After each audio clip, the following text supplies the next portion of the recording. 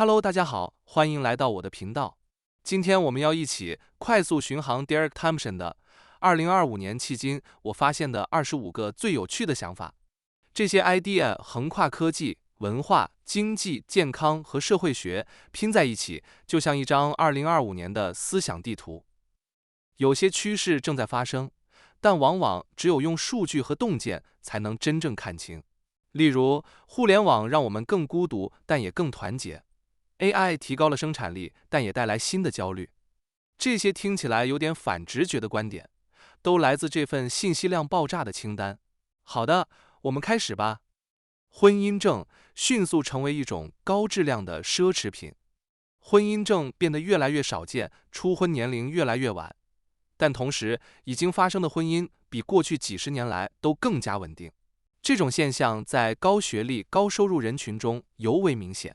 通过对比不同年代出生女性的结婚率图表和不同年代初婚夫妇的离婚率图表，数据显示，1990年代出生的女性在25岁时的结婚率仅为约20%，远低于1940年代出生女性的80%，而2010年代开始的初婚，其离婚率有望成为二战以来最低的。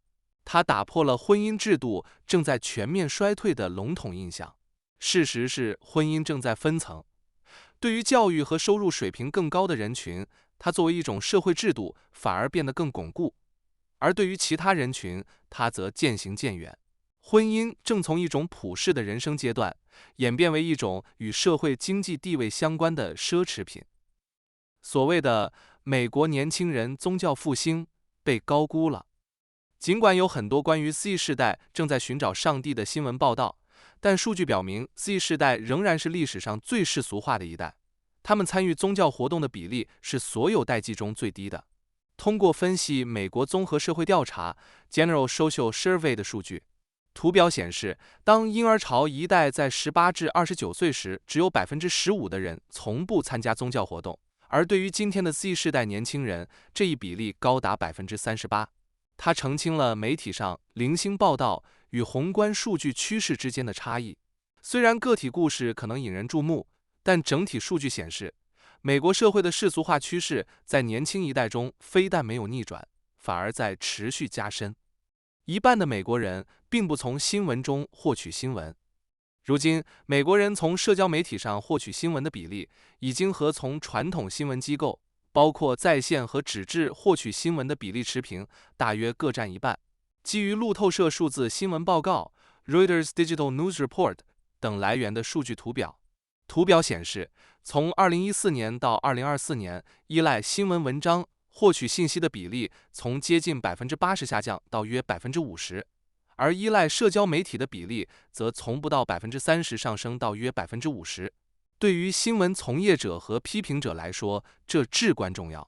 它意味着传统新闻机构在塑造公众舆论上的影响力可能比以往任何时候都小。人们的新闻消费习惯已经根本性的改变，信息流被社交网络和网红，而非传统编辑部所主导。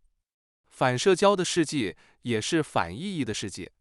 与前几代人相比，现在的年轻人花在社交上的时间更少，而花在独自游戏、看视频和刷社交媒体上的时间更多。而根据他们自己的评价，这些独处活动带来的意义感远低于社交和育儿等活动。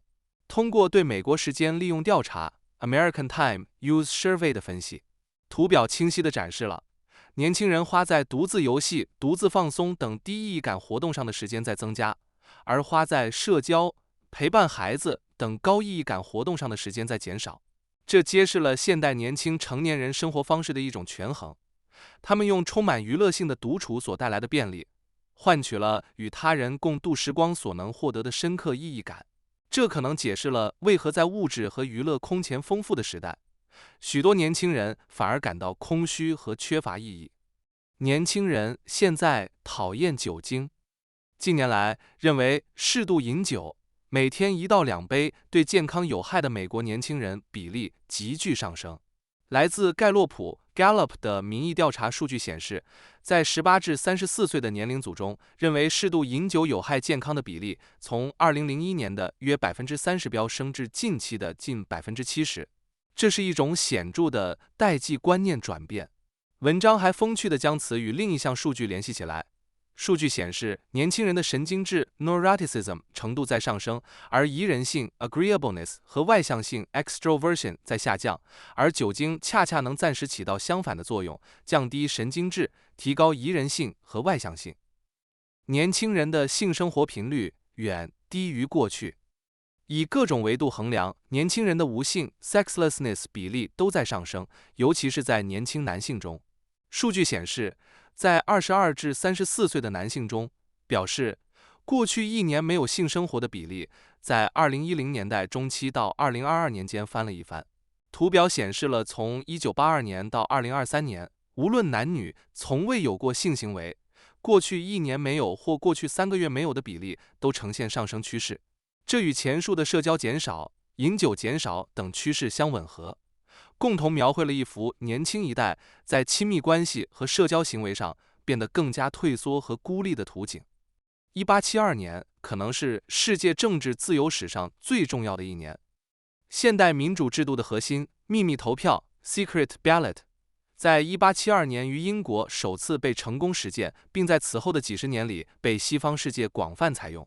通过历史学家 David A. Bell 对 Sophia Rosenfield 著作《选择的时代》的评述，在此之前，投票大多是公开的、社群化的行为，选民的选择暴露在公众和权力压力之下。秘密投票将投票从一种社群偏好的表达转变为个人选择的表达。我们今天认为理所当然的在小隔间里独立投票的权利，其实是一项相对晚近的发明。它的诞生是个人政治自由从社群压力中解放出来的关键一步。想象一下，如果没有秘密投票，选举将多么容易被操控，就能理解1872年这一变革的深远意义。特朗普颠覆了美国白人的政治格局。在特朗普时代之前，美国白人选民的投票倾向与收入水平基本成正相关，越富有越倾向于投共和党。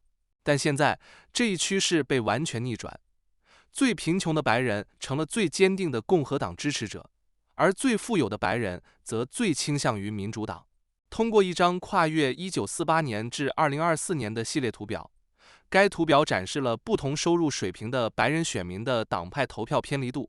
从图表中可以清晰地看到，那条代表收入越高越支持共和党的斜线，在2016年之后被压平，到2020年和2024年则呈现出相反的倾斜。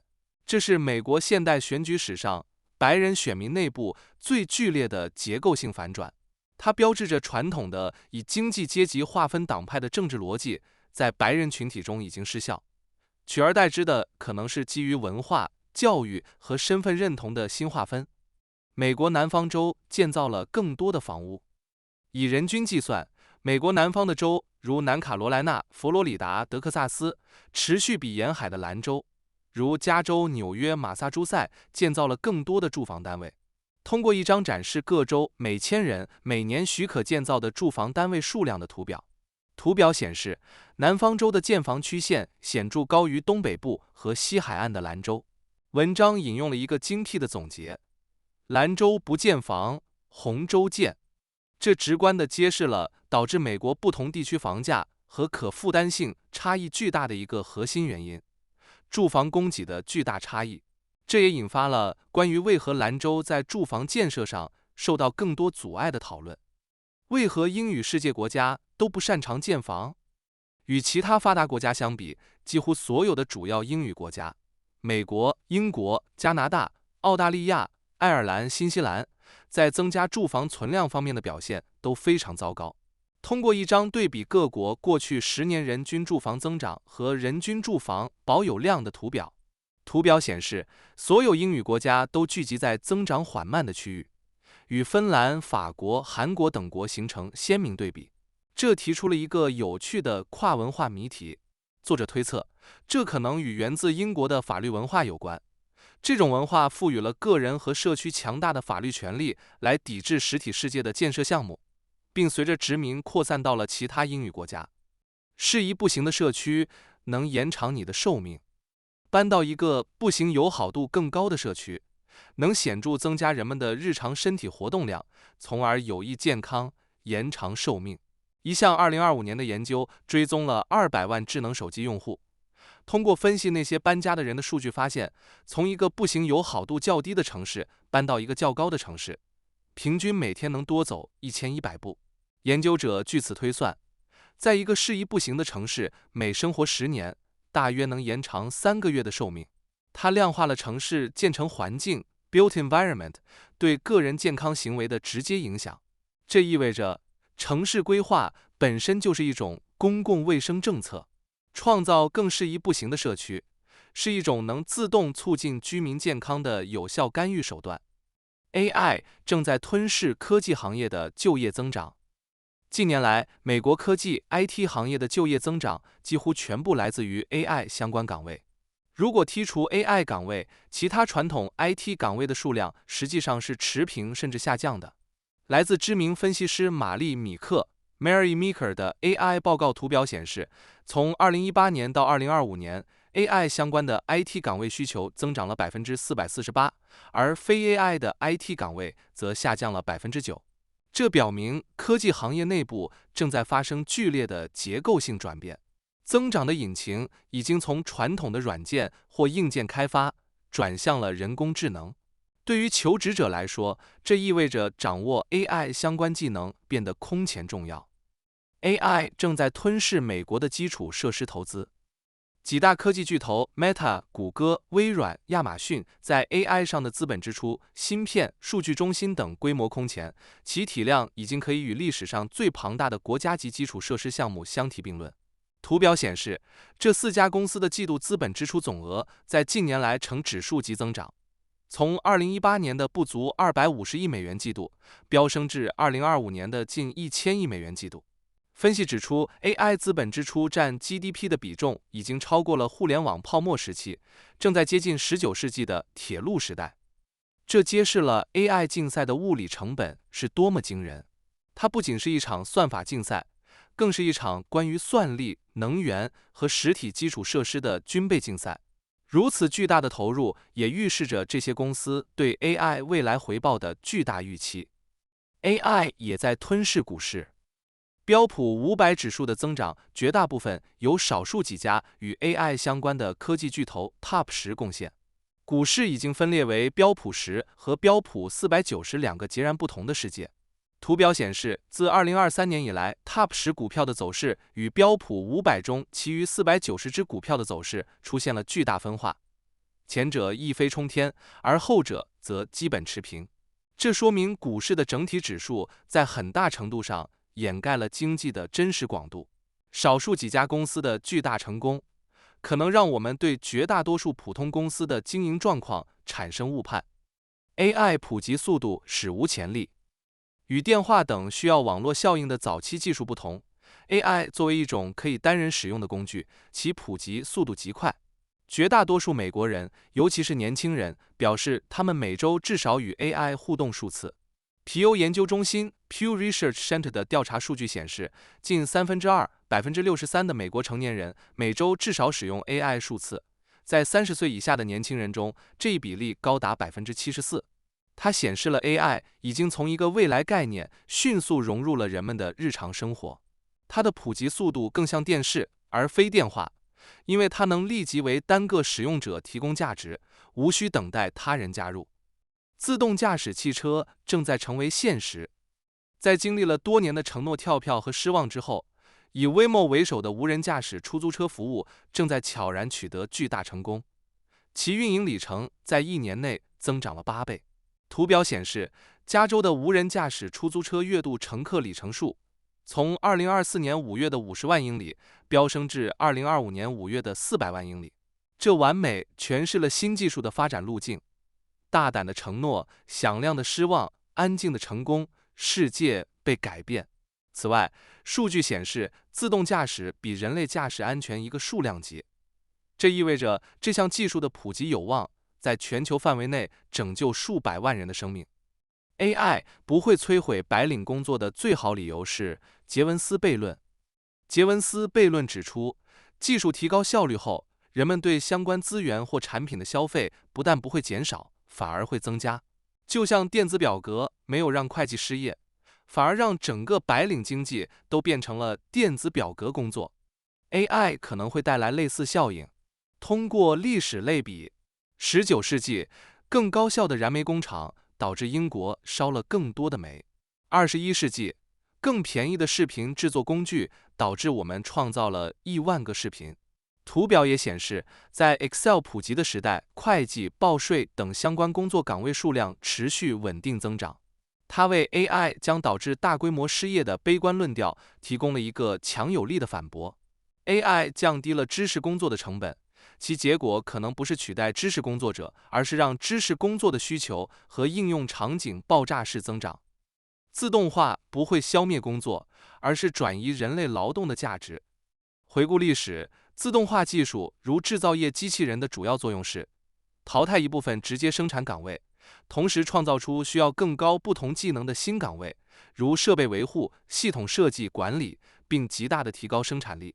通过回顾一份1956年美国国会发布的关于自动化经济影响的报告，令人惊讶的是，这份70年前的报告对自动化影响的预测，如直接生产岗减少、设计和管理岗增加、商业节奏加快等，与后来实际发生的情况惊人的吻合。历史告诉我们，对于新技术的预测，我们不必每次都从零开始。这份就报告的洞察力提醒我们，技术变革的模式具有一定的连续性。AI 很可能也会遵循类似的路径，淘汰旧技能，催生对新技能，如 AI 系统设计、人机协作管理的需求。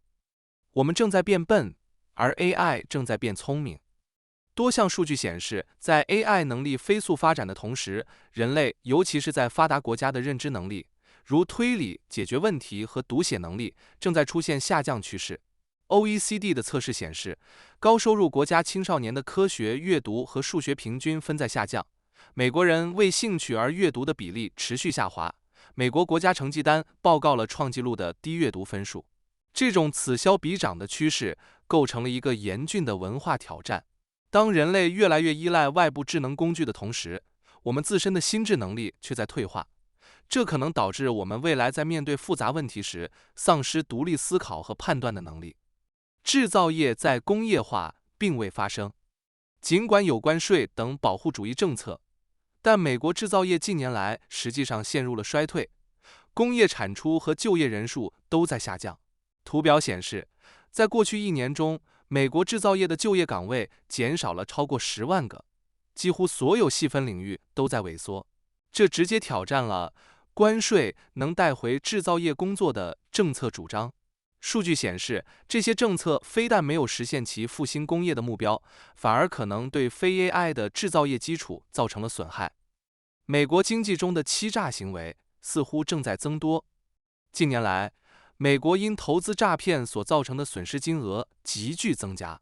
根据美国联邦贸易委员会 FTC 的数据，投资诈骗损失从2019年的不到10亿美元飙升至2023年的接近50亿美元，并仍在持续增长。这可能反映了在低利率和热钱涌动的经济环境下，投机和欺诈行为变得更加普遍，是经济健康状况的一个潜在警示信号。最富有的10%，美国人贡献了约一半的消费支出。最富裕的10%人口在美国消费总额中所占的份额，从1990年代初的约1/3，上升到了现在的大约一半。来自穆迪分析对美联储数据的回顾，图表清晰地显示了这一份额的持续攀升趋势。这揭示了美国消费经济的结构性变化和日益加剧的不平等。经济的增长越来越依赖于少数富人的消费能力，这意味着普通大众的消费能力相对萎缩。有趣的是，大部分增长发生在被认为是中产阶级黄金时代的1990年代中期。疫苗是有效的，而随着对疫苗信心的下降，儿童将会生更多病。新冠疫情后，美国民众对疫苗，包括麻疹、脊髓灰质炎等常规儿童疫苗的信心显著下降，导致儿童疫苗接种率降低，并引发了麻疹等本已罕见疾病的重新爆发。KFF 的民调数据显示，大量父母对疫苗的安全性 CDC、FDA 的监管表示不信任。CDC 的数据图表则显示，自2021年以来，幼儿园儿童的麻疹、脊髓灰质炎等疫苗的接种率均出现明显下滑，跌破了维持群体免疫所需的95%联邦目标线。这是一种令人痛心的医学倒退。在一场因疫苗而得以结束的大流行之后，对疫苗的信任反而崩塌了。这表明，错误信息和政治化对公共卫生的侵蚀，已经开始威胁到几十年来之不易的最基础的儿童健康保障。儿童面临的主要威胁已从饥饿变为肥胖。得益于巨大的医疗进步，全球儿童因饥饿和细菌性疾病导致的死亡率已大幅下降。进步带来了新的问题，在热量充足的环境下，儿童肥胖成了一个比体重不足更普遍的全球性问题。一张图表显示了从1751年至今各国儿童死亡率的惊人下降。另一张图表则显示，在2025年，全球5至19岁儿童中，肥胖的比例首次超过了体重不足的比例，两条曲线在此交汇。这完美诠释了，进步并非消灭问题，而是用一套更好的问题取代一套旧的问题。人类在战胜儿童饥饿上取得了伟大的胜利，但这场胜利也把我们带入了一个全新的关于富足病的战场。世界很糟糕，世界好多了，世界可以变得更好得多。这3句话看似矛盾，但同时为真，构成了看待世界的完整视角。通过 Our World in Data 的一张信息图，世界很糟糕，全球每天仍有16000名儿童在15岁前夭折。世界好多了，在过去约50%的儿童会夭折，而今天这个比例是4.4%。世界可以变得更好得多。在欧盟，儿童死亡率仅为0.47%，这证明了我们有能力让世界变得更好。这是一种强大而务实的思维框架，它让我们既能正视当下严峻的问题，避免盲目乐观，又能认识到已经取得的巨大进步，避免绝望和犬儒。同时还指明了未来努力的方向和可能性。这是作者本人的人生哲学。